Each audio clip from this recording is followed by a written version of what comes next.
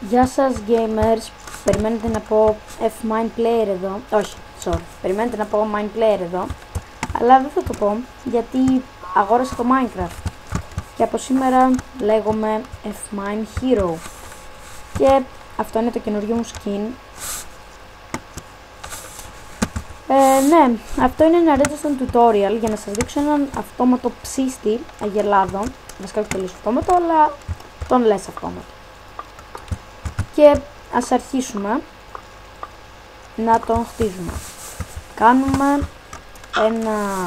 Καταβάζουμε ένα μπλοκ, βάζουμε ένα piston εδώ, ένα redstone εδώ, ένα μπλοκ και ένα μοχλό ενεργοποιημένο,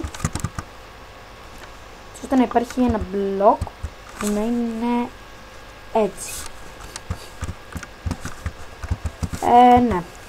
Εδώ βάζουμε ένα μπλοκ και κάνουμε μια πλατφόρμα, ας το πούμε.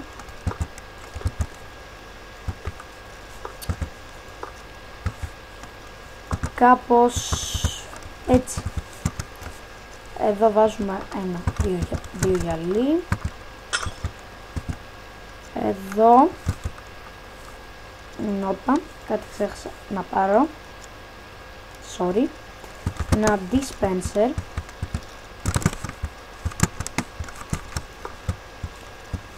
δύο γυαλί, το iron block. Μπορείτε να το κάνετε με όποιο block θέλετε, απλά εγώ προτιμώ το iron block γιατί δείχνει πιο όμορφο.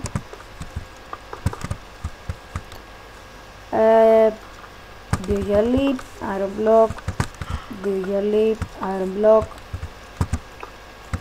iron block. Εδώ μπαίνει το chest και εδώ το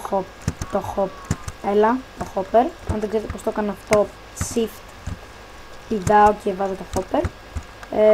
Για να βεβαιωθούμε ότι είναι σωστά, πρέπει αυτή η κάνη, ας το πούμε, να δείχνει προς το chest. Να δούμε κιόλας αν δουλεύει. Έλα. Δουλεύει. Και μιας και άνοιξε το event, θα αντικαταστήσω αυτό. Εδώ βασικά δεν μπαίνει αυτό. Πάμε το γυαλί. Και στην πάνω πλευρά βάζουμε το dispenser. Μέσα ρίχνουμε το lava bucket. Και εδώ ένα button. Δύο glass πάνω από το chest. Κλείνει εδώ. Εδώ. Και εδώ. Σε αυτό το dispenser βάζουμε το water bucket, ένα iron block εδώ, redstone, δύο iron blocks, ένα button. Βάζουμε τα ladders.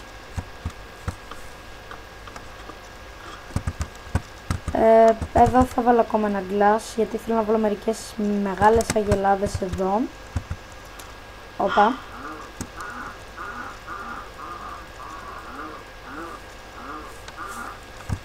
Λάθος μου, ξέχασα να βάλω το sign. Να πάρω αυτό εδώ από μέσα για να μην σας μπερδεύει. Ρίχνουμε μερικές μεγάλες εδώ γιατί οι μικρές που θα μπουν σε λίγο θα αργήσουν να μεγαλώσουν. Και μερικές εδώ. Και η τελευταία πινελιά και είμαστε έτοιμοι να σας δείξω πώς δουλεύει. Πατάμε εδώ και βγαίνει το νερό. Οι αγελάδες αρχίζουν να πηδάνε. Εμείς ανεβαίνουμε πάνω, τις ταΐζουμε, κάνουν μωρά, δεν κλείνουμε το νερό, τα οποία όταν ανοίγει αυτό κατεβαίνει το μπλοκ που νομίζω θυμάστε που έβαλα στην αρχή και τα μικρά περνάνε εδώ. Κλείνουμε αυτό, παίρνουμε τα XP.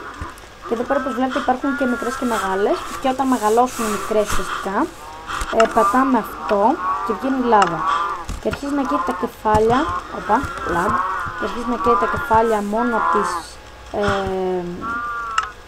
από τις μεγάλες αγελάδες.